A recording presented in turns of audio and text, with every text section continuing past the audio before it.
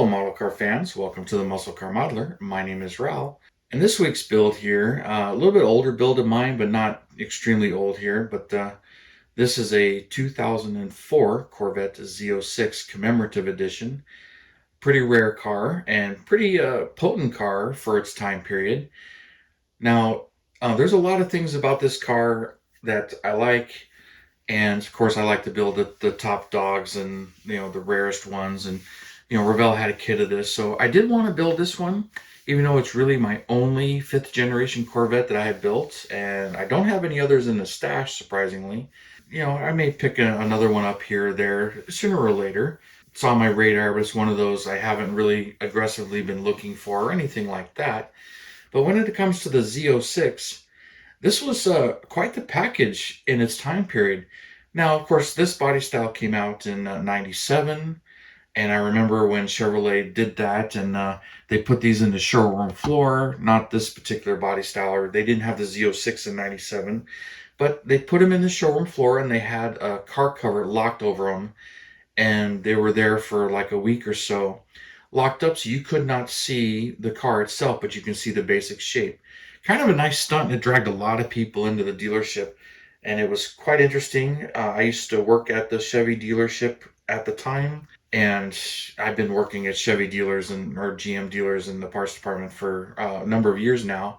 But I started in '95, and so I got to see the Corvettes and everything, and really enjoyed seeing them. And I really liked the C4, especially towards the end of production.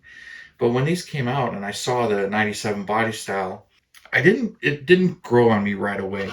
But by 2001, they had this body style, the fixed roof version, which I thought was the strangest of them all. But the body style came out a little bit before, but by 2001, the Z06 package had arrived, and that was the bad boy. And it was quite a performer, and it was, of course, the top dog. But in its first year in 2001, it had the LS6 motor, which GM recycled the RPO code for this particular motor being the top dog at the time. It was a 385 horse LS based motor, the LS6, and it had special heads and some revisions to it, but it got it to 385 horsepower. Now, also the Z06 package was only on this body style, the fixed roof, much more rigid, less sound deadening. They did a few things to lighten it up, and it also had titanium exhaust system to help lighten it up. Of course, the wheels and everything. Now, this was a track car. This was their track package, and it could do like 12.7 seconds in a quarter mile. It was a fast car. This was the fastest Corvette at that time. And of course, one of the first times it started to match some of the high performance models, being 385 horsepower. It's much like the ZR1 was in 1990, 91, and I believe 92. The ZR1 was making 385 horse out of that LT5 quad cam motor, but this was doing with a single cam pushrod motor. So technology was definitely catching up, and it was quite the package and kind of expensive, but it was purpose built. Now, the very next year in 2002, they did some cam revisions and lightened the valve train. The valves got lighter. I believe they went to a titanium valve in the LS6, but the very next year was 405 horsepower for 2002. So, quite the performer. And in that power configuration, it was getting starting to break into the 11s in the quarter mile. And its big thing was it was racing the Nürburgring, and it was an 8-second car or 8-minute car in the Nürburgring, and it was the top dog in its class. And it did that 2 years running, which is what this commemorative edition is about, because it was the top dog in its class for 2 years straight. So they came out with a commemorative edition with these stripes and everything for that.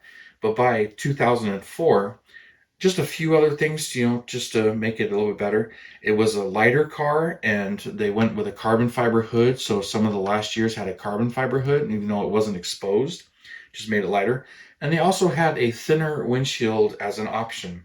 I believe all the commemorative cars got the little bit lighter glass, but that was the final straws to make it even lighter, and which is why on these, the last few years are the most valuable. But there were some other special things. They had screens here instead. The other Corvettes had a duct there and a fog light, but this one had a screen to help vent to the brake rotors. And then the Z06s had this scoop vent here to also scoop air and vent the rear rotors to help get cool air on those, to help it keep the brakes cool and be a much more track focused car. Because that's really what this was about. It was a track car. But when it comes to the Z06 history, this is the second body or group to get them. The very first ones were actually the 63s. If you know your Z06 history, that was some people call them the tanker cars because of the unusual options. But the Z06 and 63, which is the first time that option code came out, it had a big 36-gallon gas tank for racing, so you can get longer distances with your race. All of them were fuel injected. All of them were 4-speed, so 327s with the fuel injection, and they all had the racing metallics splintered brakes. I forget how you say it, but it was a very specific car, and only 199 of those Z06s were built in 63.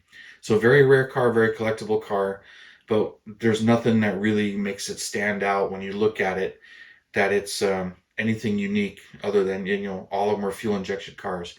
But you can get a fuel injection Corvette without that at the time.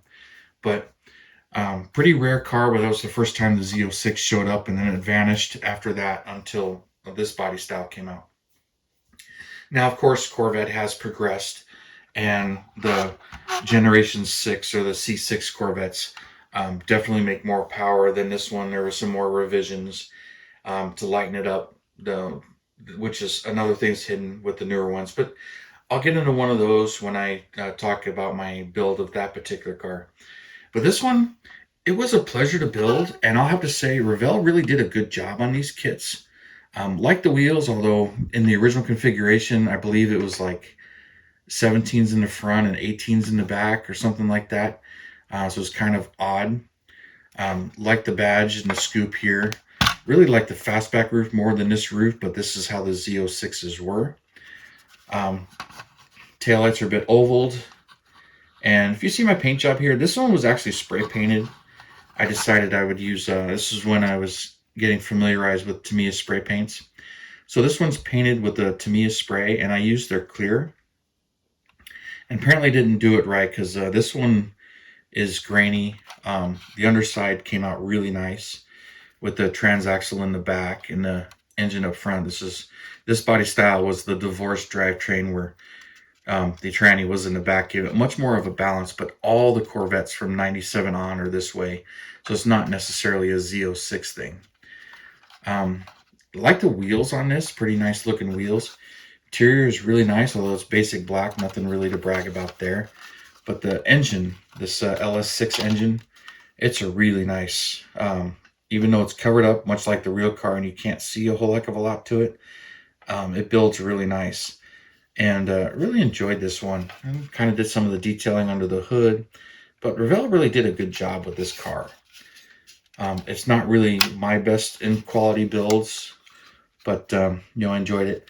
Here's one of the things I had happen was the Tamiya spray, for whatever reason, seemed to have bubbled there and foam. So I don't know if I didn't shake the can good enough, or what happened there, but it seemed like spraying it out of the can. And this is the only one that actually came out like this. I have others that when I spray painted them with the Tamiya stuff, it came out really good. But still really like this build, enjoyed this build, and love having it in my collection. But it's kind of funny because this is where the gap starts. I have all my vintage Corvettes, which are 69 and older, that I have built, which is kind of funny. I got 3 69s. Then, I've started the 68 just here recently, but then I got 66 and older, and I got a bunch of those as far as those go. And you've seen a bunch of those on the channel and many more to come. But when it comes to the modern Corvettes, this 2004 is, my first one of the modern ones. I don't have any C4s built other than I just started that 96 Grand Sport. But I've got those in my stash. And then I've got 4 or 5 of the newer ones, a lot of the C6s, and which I actually really like those. Those are pretty cool. I've got, I think, 3 of those. And I don't have any C7s, and of course I don't think there are any kits of the C8 yet. But when they come around, I'll get at least one of each generation built. But I've got a lot of Corvettes in my stash, and I really like them. But this is just one that quite the car. And even today, I guess you can buy these pretty cheap, because none of the modern Corvettes really hold their value. When you talk about how much, I don't want to say hold their value. They're bargains, really. When it comes to buying them new and how much they depreciate, it kind of sucks. But if you're a performance enthusiast and you want to buy an older Corvette, you can pick these up. Many have been modified, depending on what you want to do. Drive them and enjoy them and have a blast when it comes to performance. So when it comes to the performance and what you can do, they're a bargain. It's just whether or not you find one that isn't too abused, because there are many of them that have been stashed away and stored, and their value isn't all that great. And you can pick them up, and they're not modified. Low miles, may need some maintenance, but there are tons of them out there. And then there's performance models, a little bit more valued, but collectors really aren't jumping on them. So it's kind of fun to read the values of them in Haggerty and kind of watch that kind of stuff with the modern ones. But I don't know if I'd run out and buy one of these, but if one came my way cheap enough, I might buy it and enjoy it. But it still is only a two-seater. I'd rather have this kind of performance in my old station wagon. But anyway, pipe dream, but everybody's dreaming, and that's what keeps us going. But I figured that's plenty on this one. But I wanted to show this one off, and decided, since I did such an old car last week, I'll do a more modern one this week and show you this one. Even though it's not one of my top-notch builds in my opinion, it's a great kit, and I really enjoyed it, and I'm proud to show it off. So I'll show you all of my builds, whether they're horrible or not. But every one of them has a story, and I've enjoyed every one of them. Much like a dad to their kids and their family. But anyway, you guys, hope you enjoyed this, and I didn't rabble on a little too much. You guys, you have a wonderful weekend, and thanks for all the comments and subscriptions and likes and thumbs up. Really do appreciate it. You guys, you have a wonderful weekend, and I will see you next Saturday.